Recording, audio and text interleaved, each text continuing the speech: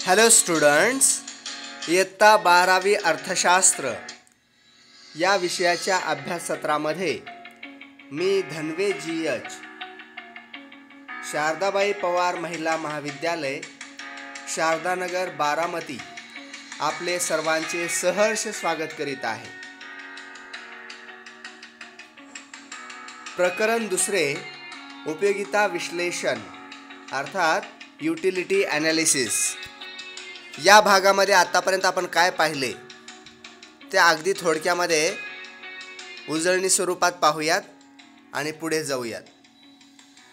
या प्रकरणाची प्रस्तावना आपण पाहिलेली आहे, ज्यामध्ये उपभोक्ता कोणाला म्हणायचं किंवा उपभोक्त्याचं वर्तन म्हणजे काय आहे ते आपण पाहिलं. तर आपल्या गरजांची पूर्तता करत असताना व्यक्ती जे वर्तन करतो त्या वर्तनास, त्या आर्थिक वर्तनास आपण उपभोक्त्याचे वर्तन असे म्हणतो. उपयोगिता ही संकल्पना आपण पाहिलेली आहे आणि या संकल्पनेचे वैशिष्ट्य आपण पाहिलेले आहे. वस्तूमध्ये असणारी मानवी गरज पूर्ण करण्याची शक्ती किंवा क्षमता, त्याला आपण उपयोगिता असे म्हणतो. या उपयोगितेची वैशिष्ट्य पाहत असताना पहिलं वैशिष्ट्य आपण पाहिलं सापेक्ष संकल्पना. अर्थात उपयोगिता ही सापेक्ष संकल्पना आहे. ती व्यक्तिपरत्वे, स्थलपरत्वे, कालपरत्वे, परिस्थिती परत्वे बदलत जाते, म्हणजे ही बदलणारी संकल्पना आहे.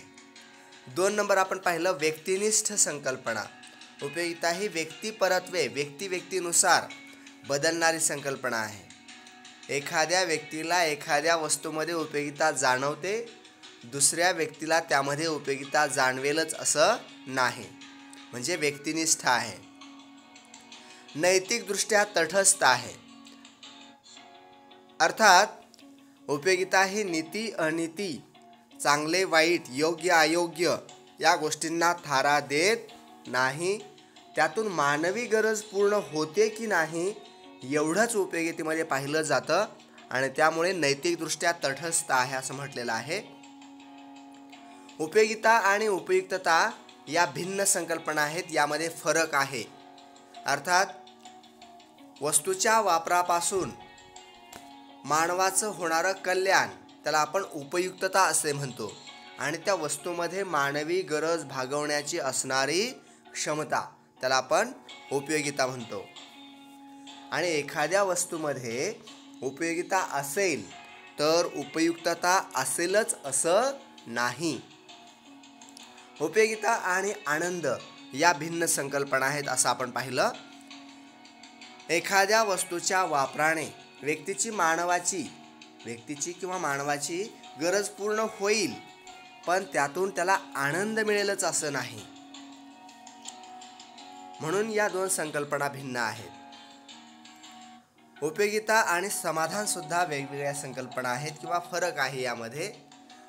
उपयोगिता ही त्या वस्तूमध्ये असणारी क्षमता आहे, तर समाधान हे त्या वस्तूच्या वापराने मिळणाऱ्या जे सुखाची जाणीव जी आहे त्याला आपण समाधान म्हटलेलं आहे. उपयोगिता केवळ तात्विक मापन शक्य आहे, संख्यात्मक किंवा अंकात्मक मापन शक्य नाही. उपयोगिता बहुपर्यायी आहे. उपयोगिता ही बहुपर्यायी आहे असं आपण पाहिलेलं आहे. अर्थात उपयोगितेचं एकाच वेळेला अनेक व्यक्ती काय करू शकतात, त्याचा उपभोग घेऊ शकतात किंवा त्याचं समाधान मिळवू शकतात. म्हणजे उपयोगिता ही एका वेळेला अनेक व्यक्ती किंवा एका वेळेला वेगवेगळ्या कारणांसाठी वस्तूचा वापर होतो, म्हणून त्याला बहुपर्यायी असं म्हटलेलं आहे. उपयोगिता गरजेच्या तीव्रतेवर अवलंबून असते. अर्थात उपयोगिता जेवढी जास्त, गरज जेवढी जास्त तीव्र, तेवढी मिळणारी उपयोगिता ही जास्त असते. त्यानंतर शेवटची जी वैशिष्ट्य आहे ते आपण पाहिलं. उपयोगिता हा मागणीचा आधार आहे. अर्थात एखाद्या वस्तूमध्ये उपयोगिता असेल तर आणि तरच व्यक्ती त्या वस्तूचा वापर करते, त्या वस्तूची मागणी करत असते. या ठिकाणी आपण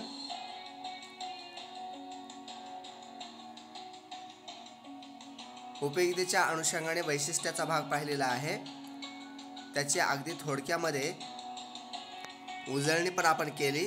पॉईंट्स फक्त मी परत सांगतो. सापेक्ष संकल्पना, त्यानंतर व्यक्तिनिष्ठ संकल्पना, नैतिकदृष्ट्या तटस्थ, उपयोगिता व उपयुक्तता फरक आहे, उपयोगिता आणि आनंद यात फरक आहे, उपयोगिता व समाधान यामध्ये फरक आहे, उपयोगितेचे केवळ तात्मिक वापर शक्य आहे, उपयोगिता बहुपर्यायी आहे, उपयोगिता ही गरजेच्या तीव्रतेवर अवलंबून असते आणि उपयोगिता हा मागणीचा आधार आहे. उपयोगितेचे प्रकार आपण पाहिलेले आहेत. रूप उपयोगिता किंवा स्वरूप उपयोगिता. वस्तूच्या आकारामध्ये बदल केल्यामुळे उपयोगिता कशी वाढते हे लाकडाच्या ओंडक्याचं उदाहरण घेऊन आपण सांगितलेलं आहे. स्थल उपयोगिता अर्थात एखाद्या वस्तूचं ठिकाण बदलल्यामुळे त्या वस्तूमधील उपयोगिता कशी वाढते हे आपण पाहिलेलं आहे. सेवा उपयोगिता अर्थात वेगवेगळे व्यावसायिक आपल्याला जे सेवा पुरवितात त्या सेवांमध्ये कशी उपयोगिता असते हे आपण पाहिलेलं आहे. ज्ञान उपयोगिता एखाद्या वस्तूच्या वापराचे, वस्तू हाताळण्याचे ज्ञान प्राप्त केल्यामुळे कशी उपयोगिता वाढते हे आपण पाहिलेलं आहे आणि त्याचं उदाहरण पण आपण घेतलेलं होतं. स्वामित्व उपयोगिता अर्थात एखाद्या वस्तूचा मालकी हक्क बदलल्यामुळे त्या वस्तूतील उपयोगिता कशी वाढत जाते हे आपण पाहिलेलं होतं. आणि काल उपयोगिता हा जो शेवटचा प्रकार आहे तो पण आपण पाहिलेला होता. एखादी वस्तू काही काळ ठेवल्याने त्या वस्तूतील उपयोगिता कशी वाढत जाते किंवा विशिष्ट कालावधीमध्ये वस्तूमध्ये उपयोगिता असते, याला आपण काल उपयोगिता असं म्हटलेलं आहे. आणि पावसाळ्यामध्ये छत्र्यांमध्ये उपयोगिता असते, उन्हाळ्यामध्ये आईस्क्रीममध्ये उपयोगिता असते, हे उदाहरण आपण पाहिलेलं होतं. याचं एक आपण सूत्र तयार केलेलं होतं पाठ होण्याच्या दृष्टीने. रूप स्थल काल ज्ञान स्वामित्व सेवा. एकूण उपयोगिता आणि सीमांत उपयोगिता या दोन संकल्पनांचा आढावा आपण घेऊया थोडक्यात. अतिशय सविस्तरपणे आपण हे पाहिलेलं आहे. टोटल युटिलिटी आणि मार्जिनल युटिलिटी, ज्याला आपण TU आणि MU म्हणतो. TU आणि MU आपण ज्याला म्हणतो ते. यामध्ये एकूण उपयोगिता काय आहे तर उपभोक्त्याने सेवन केलेल्या सर्व नगांपासून मिळणाऱ्या उपयोगितांची बेरीज, त्याला आपण एकूण उपयोगिता असं म्हटलेलं आहे. त्याचं सूत्र आपण पाहिलेलं आहे. एकूण उपयोगिता बरोबर पहिल्या नगाची उपयोगिता अधिक दुसऱ्या नगाची उपयोगिता अधिक तिसऱ्या नगाची उपयोगिता. त्याचं इंग्रजी रूपांतरण आपण पाहिलेलं आहे. एकूण उपयोगिता म्हणजे काय आणि सीमांत उपयोगिता म्हणजे काय. TU is equal to MU1 plus MU2 plus MU3 dash dash dash MUN. अर्थात या ठिकाणी MU1 म्हणजे त्या वेळची काय आहे सीमांत उपयोगिता आहे. दुसरं एक सूत्र आपण पाहिलेलं होतं. TU is equal to summation MU. अर्थात समेशन म्हणजे काय आहे बेरीज आहे. सीमांत उपयोगितांची बेरीज म्हणजे एकूण उपयोगिता होय. आणि सीमांत उपयोगिता काय आहे, मार्जिनल युटिलिटी काय आहे ते आपण पाहिलेलं आहे. मार्जिनल युटिलिटी अर्थात एखाद्या वस्तूच्या शेवटच्या नगापासून मिळणाऱ्या उपयोगितेला आपण सीमांत उपयोगिता असे म्हणतो. किंवा एक जास्तीचा नग, एक वाढीव नग पासून मिळणारी उपयोगिता ही सीमांत उपयोगिता आहे. किंवा त्याला आपण प्रत्येक नगापासूनच्या उपयोगितेला सीमांत उपयोगिता असे म्हणू शकतो, कारण त्या वेळेचा तो काय असतो सीमांत नग असतो. त्याचं सूत्र आपण पाहिलेलं होतं. MUN marginal utility of N is equal to total utility of N minus total utility into bracket N-1. हे उदाहरणाच्या सहाय्याने आपण समजून घेतलेलं होतं. आणि एकूण उपयोगिता आणि सीमांत उपयोगिता यांच्यातला संबंध आपण तक्त्याच्या सहाय्याने स्पष्ट केलेला होता. ही सीमांत उपयोगिता आहे, ही एकूण उपयोगिता आहे आणि हे त्याचा अतिशय सविस्तरपणे केलेला आपण तक्ता आहे. पहिल्या नगाच्या ठिकाणी सीमांत उपयोगिता 50 आहे, एकूण उपयोगिता पण 50 आहे. दुसऱ्या नगाच्या ठिकाणी सीमांत उपयोगिता 40 आहे, एकूण उपयोगिता 50 अधिक 40 बरोबर 90 झालेली आहे, वगैरे वगैरे आपण हे सगळं पाहिलेलं आहे. त्यानंतर आपण आकृतीच्या सहाय्याने ह्या दोन संकल्पना स्पष्ट केलेल्या होत्या आणि या ठिकाणी आपण असं पाहिलेलं होतं की आकृतीमध्ये OX अक्षावर काय घेतलेलं आहे तर वस्तूचे नग, OY अक्षावर काय घेतलेलं आहे तर वस्तूची एकूण उपयोगिता आणि सीमांत उपयोगिता. आणि पहिल्या नगाच्या ठिकाणी इथं दोन्ही उपयोगिता समान असतात. दुसऱ्या नगापासून सीमांत उपयोगिता घटत जाते, एकूण उपयोगिता घटत्या दराने वाढत जाते. त्यावेळी ज्यावेळेला सीमांत उपयोगिता 0 असते त्यावेळेस एकूण उपयोगिता सर्वाधिक असते. त्यानंतर जर आणखी न घेतले तर सीमांत उपयोगिता ऋण होते, एकूण उपयोगिता घटू लागते वगैरे वगैरे. सगळं आपण या दोन्हीमध्ये असणारा संबंध हा विषम आहे सगळं पाहिलेलं आहे. पहिल्या नगाच्या ठिकाणी दोन्ही उपयोगिता समान असतात. दुसऱ्या नगापासून एकूण उपयोगिता घटत्या दराने वाढत जाते, सीमांत उपयोगिता घटत जाते, ऋण होते. त्यानंतर सीमांत उपयोगिता 0 होते, त्यावेळेला एकूण उपयोगिता सर्वाधिक असते. त्याला आपण तृप्ती बिंदू असं म्हटलेलं होतं. पहा, या सिच्युएशनला आपण काय म्हटलेलं होतं? तृप्ती बिंदू असं म्हटलेलं होतं. आणि सीमांत उपयोगिता ऋण होते तेव्हा एकूण उपयोगिता घटू लागते हे पण आपण पाहिलं होतं. आणि दोन्हीतील बदलांचा संबंध विषम आहे असं आपण म्हणालो होतो. जर तुलना विचारलीच तर आपण कशी सांगणार आहोत? व्याख्या, उदाहरण, तक्ता आणि आकृती या आधारे त्याची तुलना करायची आहे. या प्रकरणातला एक महत्त्वाचा भाग आपण पाहिला होता तो म्हणजे घटत्या सीमांत उपयोगितेचा सिद्धांत. मूळ संकल्पना कुणाची आहे वगैरे सगळं सविस्तर पाहिलेलं आहे, पण अगदी थोडक्यामध्ये मी सांगतो आहे. प्रोफेसर गॉसेन यांची ही मूळ संकल्पना आहे, पण ही संकल्पना विस्तारित करण्याचं श्रेय हे डॉक्टर मार्शल यांना जातं. आणि म्हणून खरं जे श्रेय आहे ही संकल्पना व्यवस्थित मांडण्याचं ते डॉक्टर मार्शल यांना जात असल्यामुळे मार्शल हे या संकल्पनेचे किंवा ह्या सिद्धांताचे जनक आहेत असं आपण म्हणू शकतो. मार्शल यांनी 1890 मध्ये एक ग्रंथ प्रकाशित केला, अर्थशास्त्राची मूलतत्वे नावाचा, प्रिन्सिपल्स ऑफ इकॉनॉमिक्स. आणि त्यामध्ये ही संकल्पना मांडलेली आहे. डॉक्टर मार्शल 1890 अर्थशास्त्राची मूलतत्वे, प्रिन्सिपल्स ऑफ इकॉनॉमिक्स. मार्शल यांनी जी काही व्याख्या केलेली आहे ती आपण पाहिलेली आहे. इतर परिस्थिती स्थिर असताना व्यक्तीजवळ असलेल्या एखाद्या वस्तूच्या साठ्यात वाढ होत गेल्यास त्यापासून मिळणारी उपयोगिता हे काय होते? घटत जाते.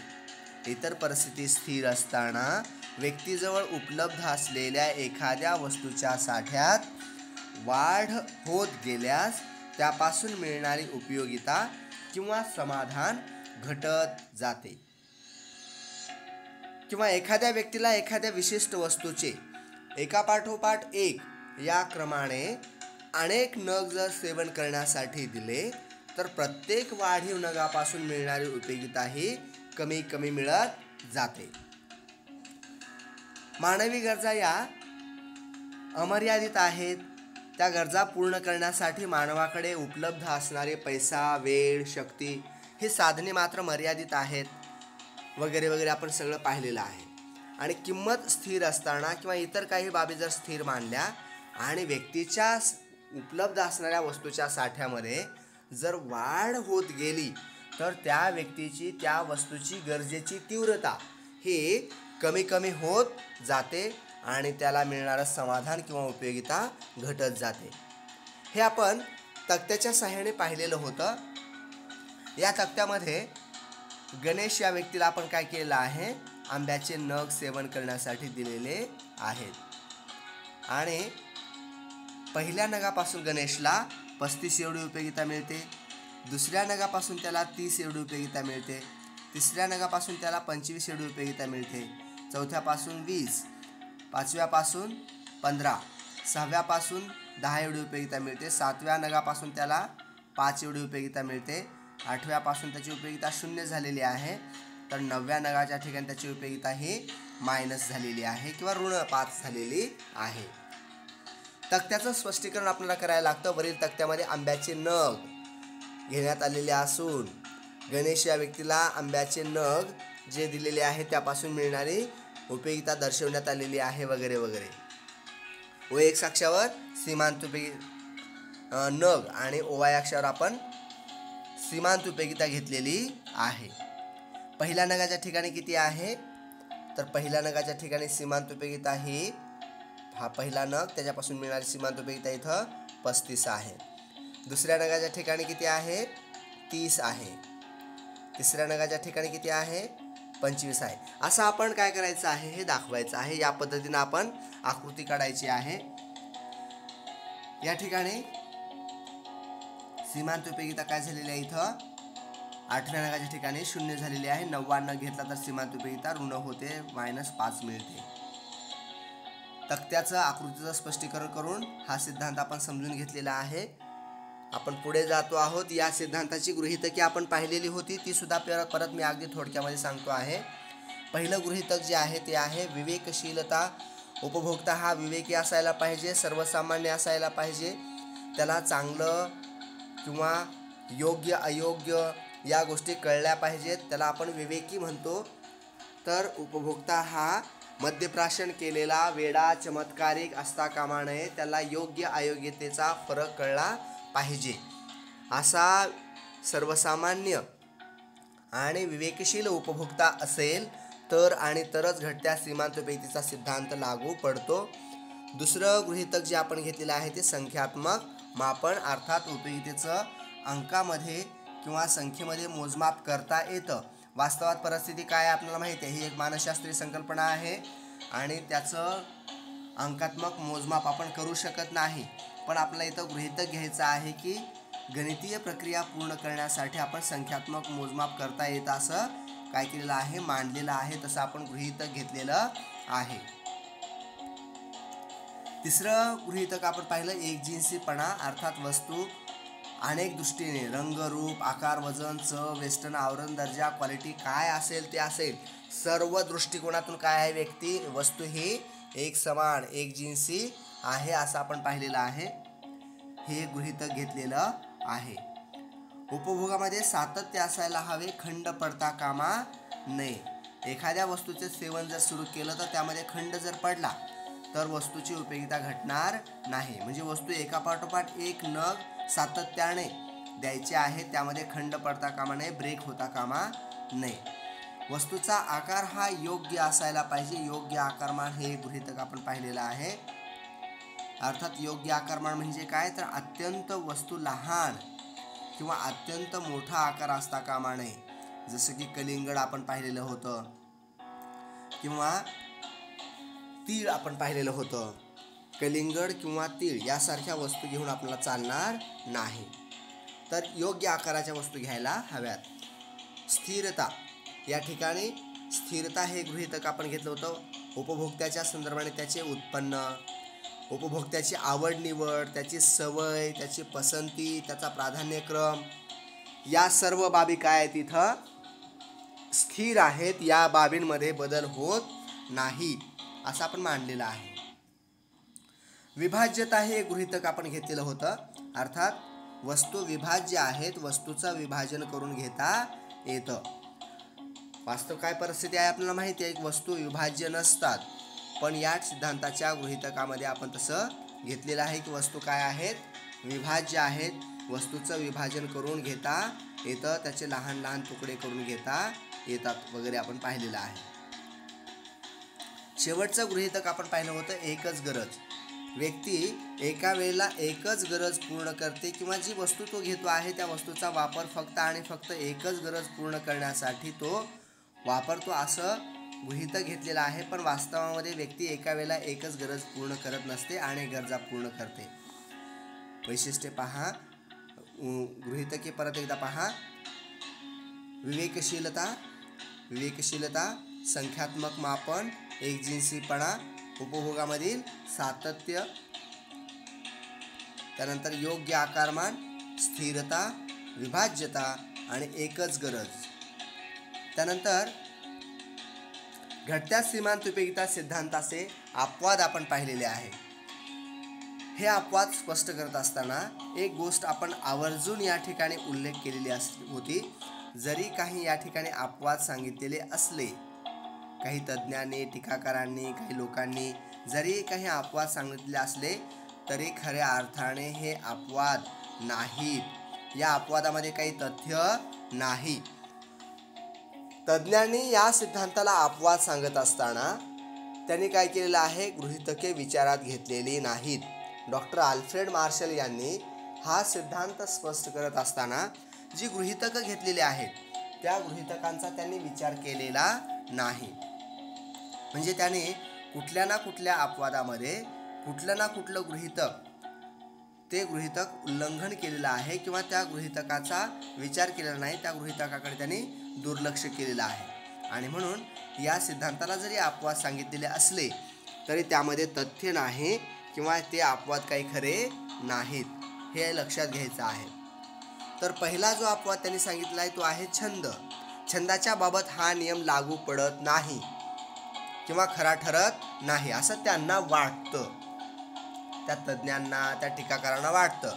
पण डॉक्टर मार्शल यांनी काय केलेलं आहे की हा सिद्धांत स्पष्ट करत असताना त्यांनी जे गृहीतक घेतलेलं आहे एकजिन्सीपणा, वस्तू जर एकजिन्सी असतील आणि उपभोगामध्ये सातत्य असेल तर त्या छंदिष्ट व्यक्तीला सुद्धा हा नियम लागू पडतो. म्हणजे इथं छंद हा अपवाद सांगत असताना त्या टीकाकारांच्या हे लक्षात आलेलं नाही की अरे एकजिन्सी वस्तू जर दिली तर त्या व्यक्तीची उपयोगिता ही कमी होते, उपभोगामध्ये सातत्य असेल तर त्या व्यक्तीची ती गरज काय होते, कमी होते वगैरे. दुसरं अपवाद जे आहे ते आहे कंजूस व्यक्ती. कंजूस व्यक्तीच्या बाबत हा नियम लागू पडत नाही किंवा खरा ठरत नाही असं टीकाकारांना वाटतं.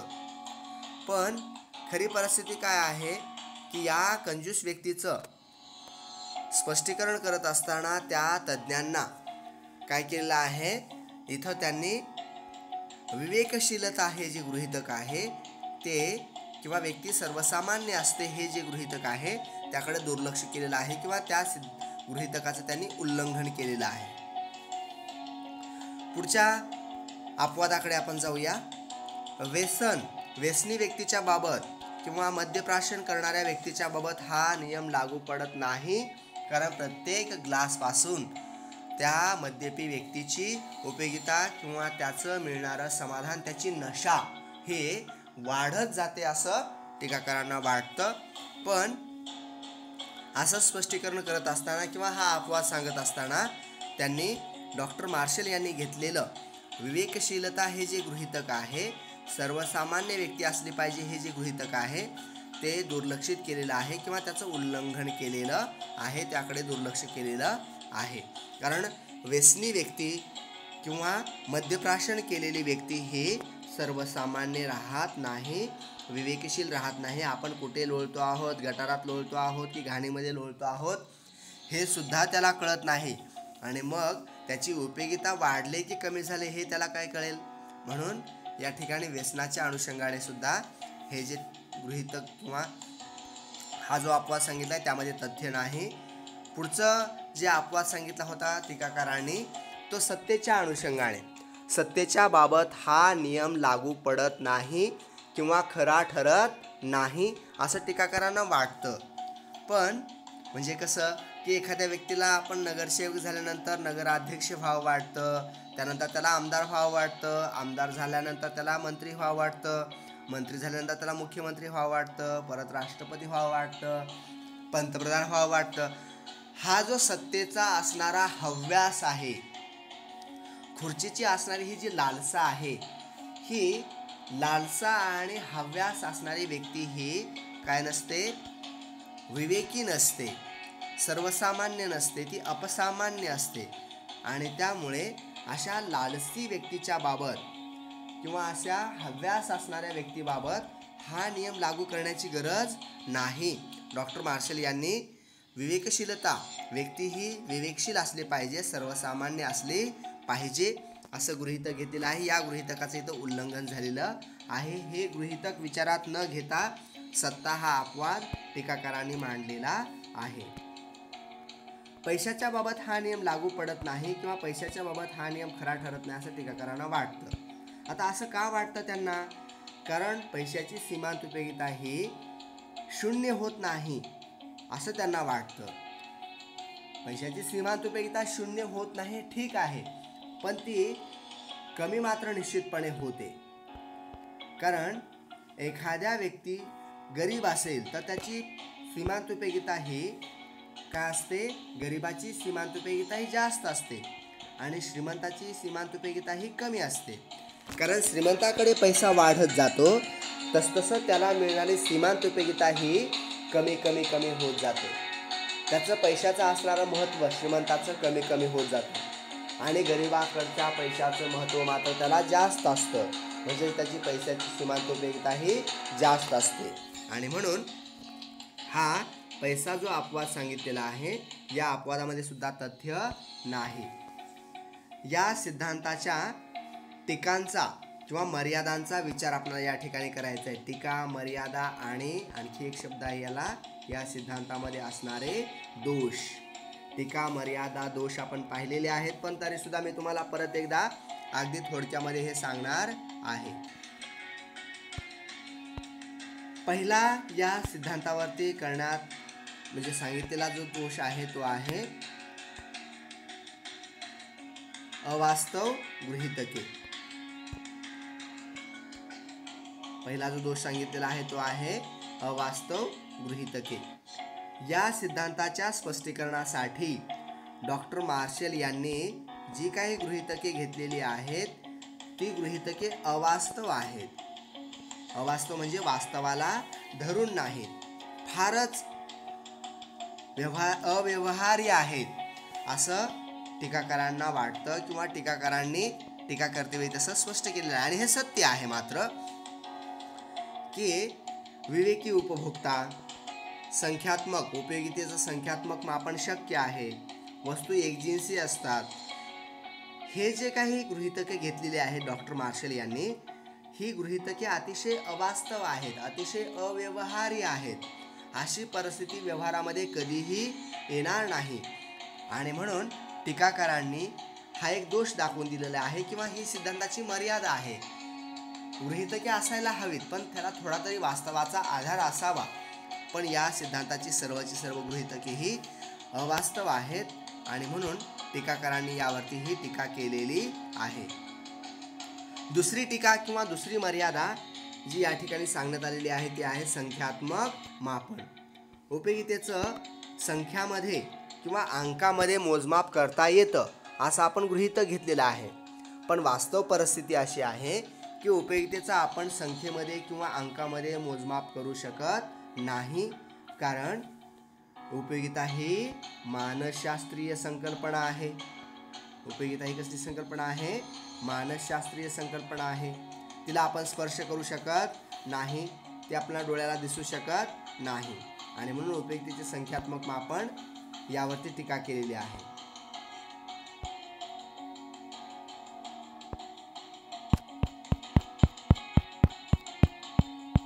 सॉरी, थोडासा डिस्टर्ब झाला.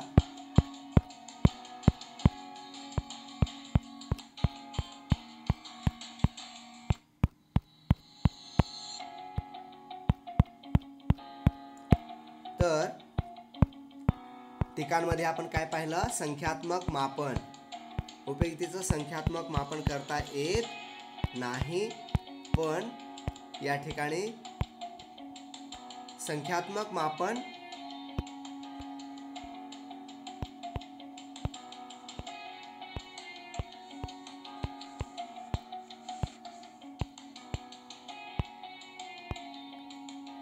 उपयोगितेचं संख्यात्मक मापन, अवास्तव गृहीतके, संख्यात्मक मोजमाप. उपयोगितेचं संख्यात्मक मापन करता येत नाही, पण तसं गृहीतक घेतलेलं आहे. उपयोगिता ही मानसशास्त्रीय संकल्पना असून सुद्धा तिचं संख्यात्मक मापन करता येतं असं डॉक्टर मार्शल यांनी गृहीतक घेतलेलं आहे. जाऊया पुढे. अविभाज्य वस्तू.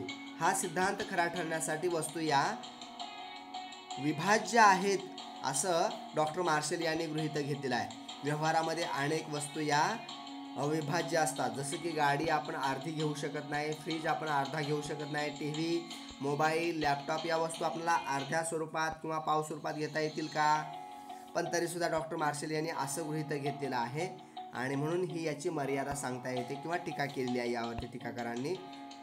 पैशाची सीमांत उपयोगिता ही स्थिर मांडलेली आहे, पण वास्तव परिस्थिती अशी आहे की उपयोगिता, पैशाची सीमांत उपयोगिता ही व्यक्ती परत्वे भिन्न भिन्न असते.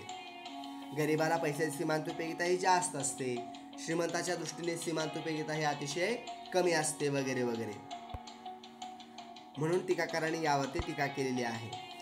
व्यक्ती एकच गरज पूर्ण करते असं टीकाकारांनी हे जे गृहीतक घेतलेलं आहे डॉक्टर मार्शल यांनी, तर यावरती टीकाकारांनी टीका केलेली आहे. व्यक्ती एकच गरज पूर्ण करत नसते, तर एका वेळेला व्यक्ती अनेक गरजा पूर्ण करत असते आणि त्यामुळे ही एक मर्यादा म्हणून आपल्याला सांगता येते किंवा एका वस्तूचा वापर अनेक गरजांच्या पूर्ततेसाठी सुद्धा केला जातो.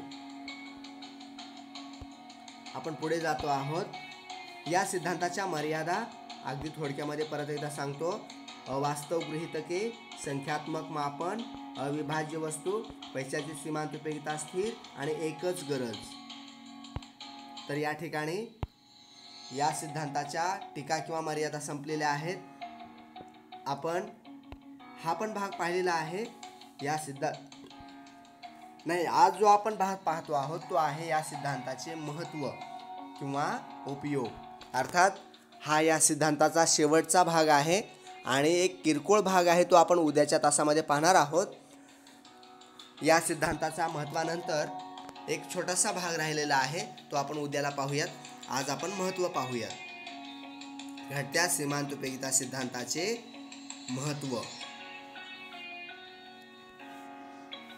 घटत्या सीमांत उपयोगिता सिद्धांतामध्ये टीकाकाराने जरी अनेक टीका केलेल्या असल्या तरी सुद्धा त्या सिद्धांताचं महत्त्व किंवा त्याचं जे काही उपयुक्तता आहे ते काही कमी होत नाही. टीकाकार टीका करत असतात, पण डॉक्टर मार्शल यांनी हा स्पष्ट केलेला सिद्धांत जो आहे तो अनेक दृष्टीने महत्त्वाचा आहे, मौल्यवान आहे. तर त्याचं महत्त्व, पहिला जो मुद्दा आहे तो कोणासाठी उपयुक्त आहे, तर उपभोक्त्यांसाठी. उपभोक्त्यांना हा सिद्धांत कशासाठी उपयुक्त आहे? उपभोक्त्यांना किंवा उपभोक्त्यांसाठी. उपभोक्त्यांना घटत्या सीमांत उपयोगितेचा सिद्धांत हा त्याचं जे अंतिम उद्दिष्ट आहे उपभोक्त्याचं अंतिम उद्दिष्ट काय असतं हे लक्षात घ्या. कोणत्याही उपभोक्त्याचं अंतिम उद्दिष्ट असतं महत्तम समाधान प्राप्त करणे.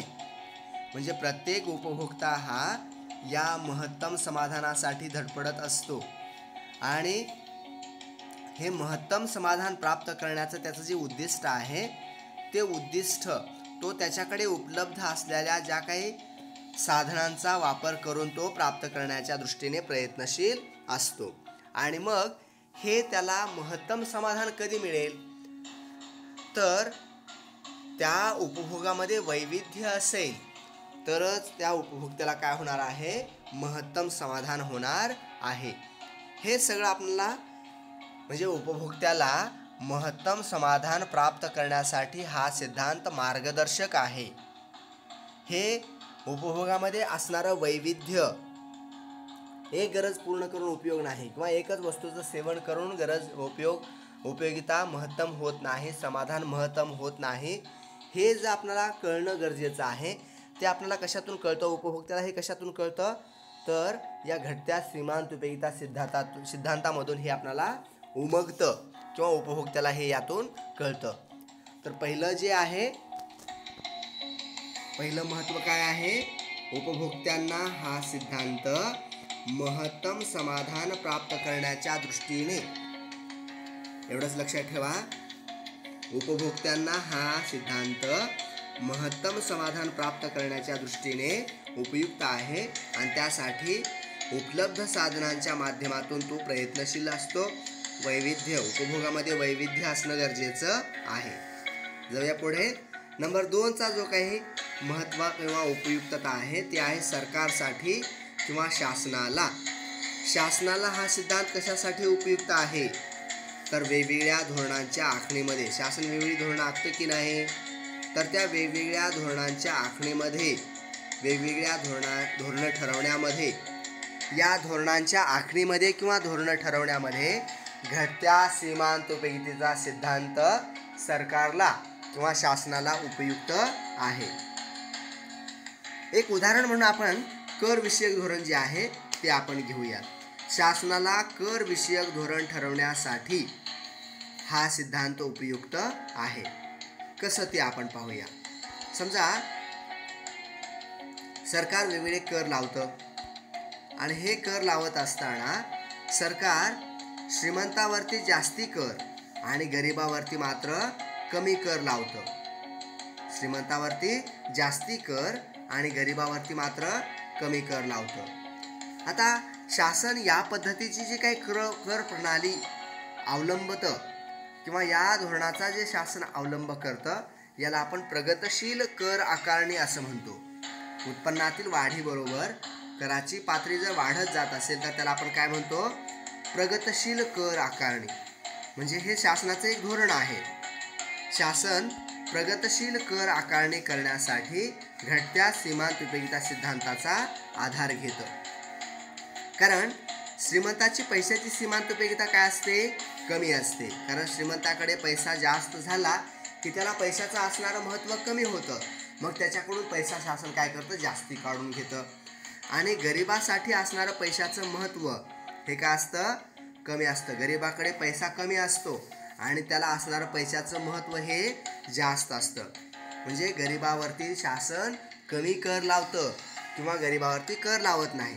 म्हणजे सरकारला हा सिद्धांत कर आकारणीसाठी कसा उपयुक्त आहे ते कळलं. शासन घटत्या सीमांत उपयोगिता सिद्धांताचा आधार घेऊन प्रगतशील कर आकारणी करत असतं किंवा प्रगतशील कर आकारणीचं धोरण अवलंबत असतं. तर 2 नंबरचं जी उपयुक्तता होती ती आपण पाहिलेली आहे. सरकारसाठी किंवा शासनासाठी घटत्या सीमांत उपयोगिता सिद्धांत कसा उपयुक्त आहे ते.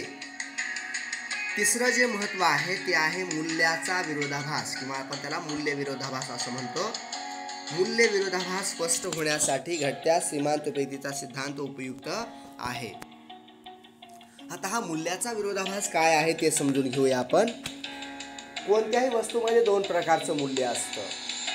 वस्तू कुठलीही असो त्या वस्तूमध्ये 2 प्रकारचं मूल्य असतं. एक असतं ते विनिमय मूल्य. विनिमय मूल्य पहिलं काय आहे, विनिमय मूल्य. आणि दुसरं असतं ते उपयोगिता मूल्य. म्हणजे त्या वस्तूचा आपण जो वापर करतो, त्या वस्तूचा जो आपण उपभोग घेतो, त्या वस्तूतून आपण जी गरज पूर्ण करतो त्या गरजेच्या आधारे आपण त्याचं मूल्य ठरवत असू तर त्याला आपण काय म्हणायचं आहे, उपयोगिता मूल्य. म्हणजे वस्तूचं मानवी जीवनामध्ये असणारं महत्त्व याच्या आधारे त्याचं मूल्य ठरवणं याला आपण म्हणतो उपयोगिता मूल्य. आणि त्या वस्तूला आपण जे काही पैसे मोजतो, जी किंमत मोजतो त्याला म्हणायचं विनिमय मूल्य. तर प्रत्येक वस्तूमध्ये काय असतात, अशी 2 मूल्य असतात. आणि हे 2 मूल्य जे आपल्याला समजतात ते घटत्या सीमांत उपयोगिता या सिद्धांताच्या संकल्पनेच्या आधारे आपल्याला हे मूल्याचा विरोधाभास ही संकल्पना कळते. मग ही संकल्पना कशी आहे ते आपण जाणून घेऊया. मूल्याचा विरोधाभास कसा स्पष्ट होतो आपण या ठिकाणी एक उदाहरण घेऊया. हवा आहे, पाणी आहे, सूर्यप्रकाश आहे.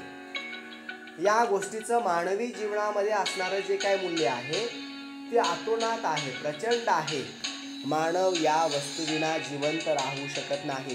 म्हणजे या वस्तूचं मानवी जीवनातील मूल्य हे मानवाच्या प्राणाइतकं आहे, मानवाच्या जीवनाइतकं मूल्य आहे त्या वस्तूंना. हवा, पाणी, सूर्यप्रकाश म्हणजे या वस्तूंचं मानवी जीवनातील म्हणजे यांची उपयुक्तता किती आहे, प्रचंड आहे. ते आपण शब्दांमध्ये व्यक्त करू शकत नाही, एवढी त्याची काय आहे, उपयुक्तता आहे, उपयोगिता आहे या वस्तूमध्ये. मात्र या वस्तूचं विनिमय मूल्य मात्र काय आहे, ते अतिशय कमी किंवा शून्य आहे.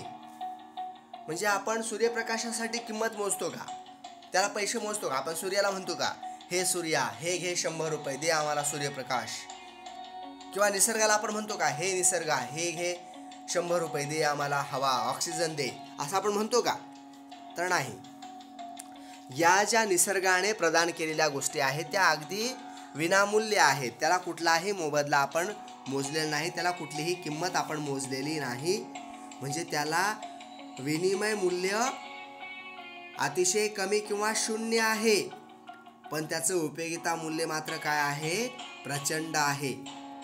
याला म्हणायचं मूल्याचा विरोधाभास. याचं उपयोगिता मूल्य प्रचंड आहे. ज्या वस्तूचं उपयोगिता मूल्य प्रचंड आहे त्याचं विनिमय मूल्य मात्र 0 आहे. आणि याच्या उलट पहा, सोने, चांदी, हिरा, प्लॅटिनम यांचं मानवी जीवनामध्ये असणारं जे काय मूल्य आहे, महत्त्व आहे, ते अतिशय कमी आहे. याला फारसं महत्त्व नाही, पण याला विनिमय मूल्य मात्र काय आहे, प्रचंड आहे. म्हणजे ज्या वस्तूचं मानवाच्या जीवनाशी संबंध आहे त्या वस्तूचं असणारं विनिमय मूल्य 0 आहे.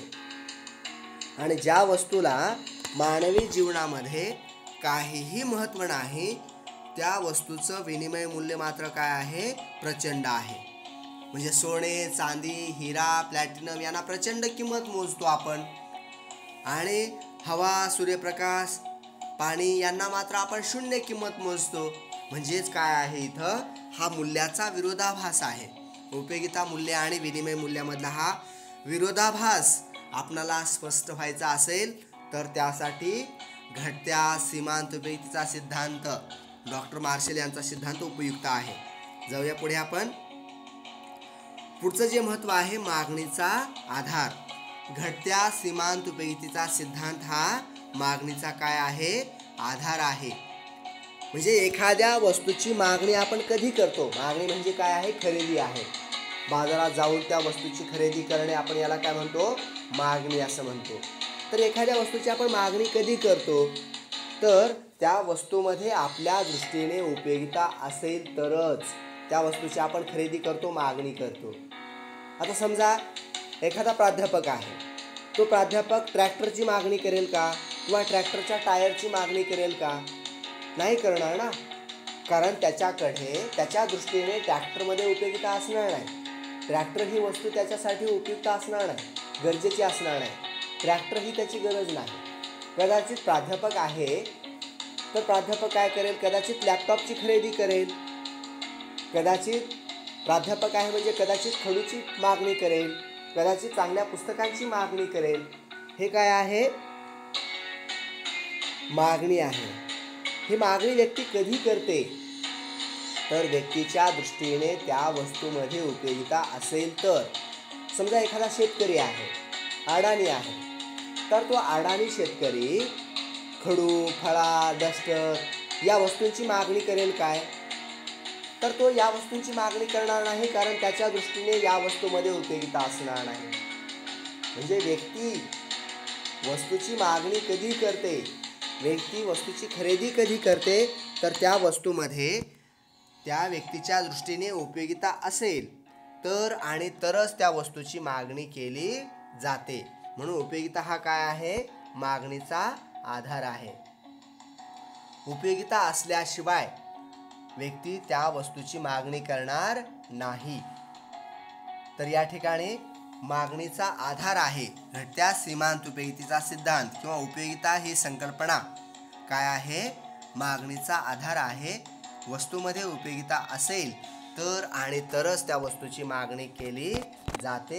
या ठिकाणी आपण या सिद्धांताच्या शेवटच्या भागाचा विचार उद्याला करणार आहोत.